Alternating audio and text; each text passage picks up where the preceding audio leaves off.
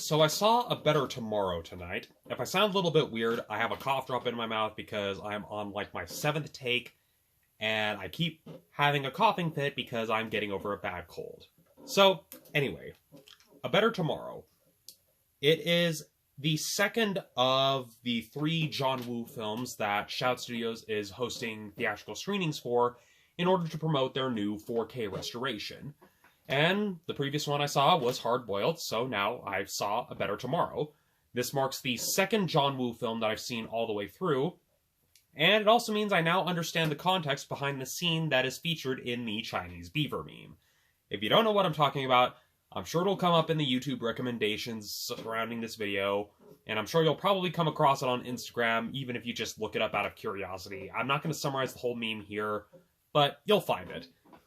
Now, if Hard Boiled was focused on action and spectacle and very much the bullet ballet that John Woo is known for, A Better Tomorrow is very much more of a character drama.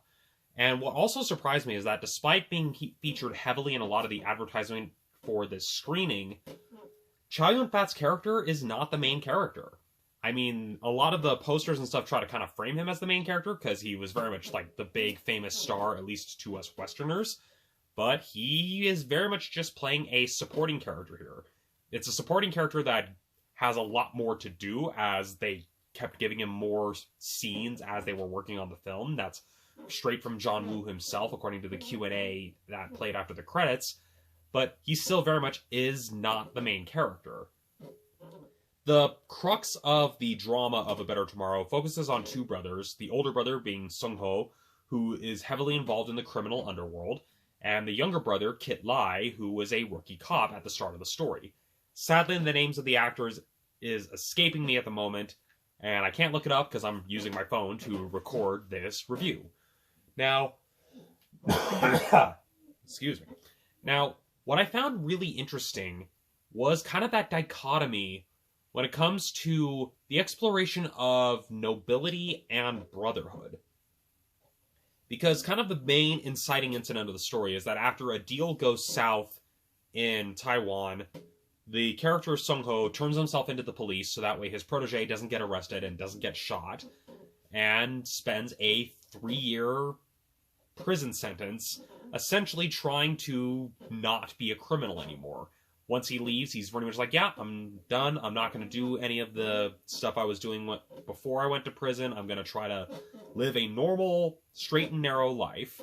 And what is interesting is that you have this former criminal trying to turn his life around, trying to genuinely be a good person, and you have it juxtaposed with the younger brother who, while on the surface is focused on being a good person, is very much someone guided by his ambitions.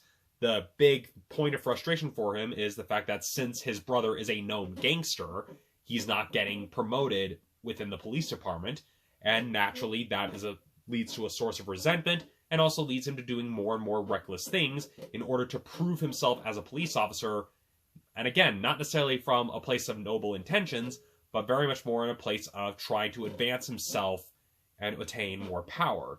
It's kind of interesting seeing that reflected against the dynamic of the triads and how they operate and kind of the hierarchy they operate under when it comes to their various criminal dealings. And so that was an interesting dichotomy. That was an interesting juxtaposition to explore. And when it comes to the topic of brotherhood, it explores this in a more interesting way that I feel wasn't particularly intentional.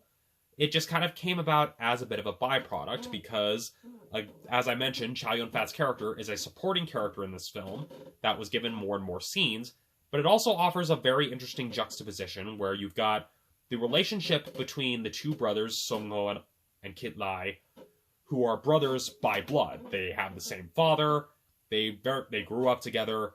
You have that relationship dynamic that's starting to fracture, and then you've got Sung-ho's relationship with Mark Lee, Chow Yun-fat's character, which is very much a brotherhood that was forged in a bond of mutual respect, and even stuff that's alluded to where they essentially saved each other's butts as they both worked their way up in the criminal underworld. And so you have kind of that exploration between 2 sets of brothers by blood whose relationship is fractured because of these irreconcilable differences, one being a criminal, one being a cop. And then you have this brotherhood that was forged by choice that very much is one of those cases where they still kind of view each other as brothers and view each other as being victims of the same crappy situation, because Chow Yun-fat's character pretty much has a massive fall from grace during the time that Sung-ho is in prison, and that was also something I found interesting that was juxtaposed in this film here. And again, I would argue that it's probably not an intentional decision by John Woo's part. It just kind of came about as a result of him giving Chow Yun-fat more and more stuff. And another thing that also struck me was some of the interesting visual flourishes that were added to this film to convey character details. And it's a very simple thing. It's seen primarily through costume design. At the start of the film, when you've got Sung-ho doing the deal in Taiwan, he's wearing the white long coat, the white suit, and his protege is wearing all black. And it's also seen that his younger brother, when he's at the police academy doing his training, is also wearing all black.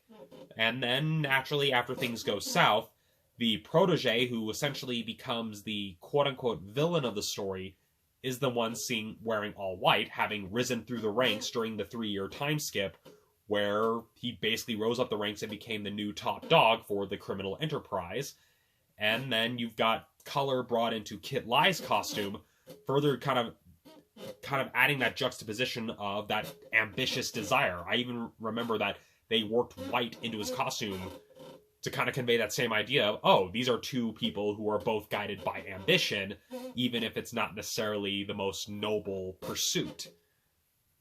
And it was just an interesting detail that when I was watching the film, and then when I was watching the interview that John Woo has that was shown after the credits, it was just an interesting thing to see. It's like, oh yeah, it's a very subtle distinction of how to convey where these characters are in their life and what they value. Where you've got the people who are ambitious, who want to stand out, they're wearing the bright, flashy colors. Then you've got the characters who just want to blend in and not be bothered, wearing darker, muted colors. And so that was something very interesting to explore.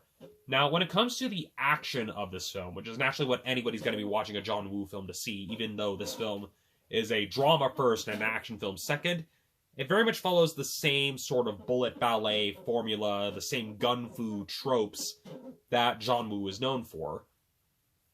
It's just a lot more subdued since things were shot on a much more restricted budget, but it still has a lot of those same flourishes, and it even has some interesting bits of build-up where you see in this one larger action scene that takes place at the start of the story before the 3-year time skip, where Chow Yun-fat's character, who's essentially the hitman, pretty much sets up and hides all of his weapons. You see everything kind of set up over time, and then when the dominoes start falling and you see where it all pays off, that was pretty cool to see, even if the editing isn't as... Like, it has that quick-pace editing, but it very much feels like the typical, okay, we're going to cut around what we weren't able to shoot.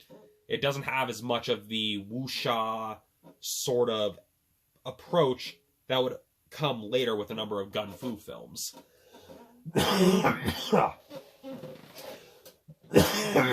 Dying.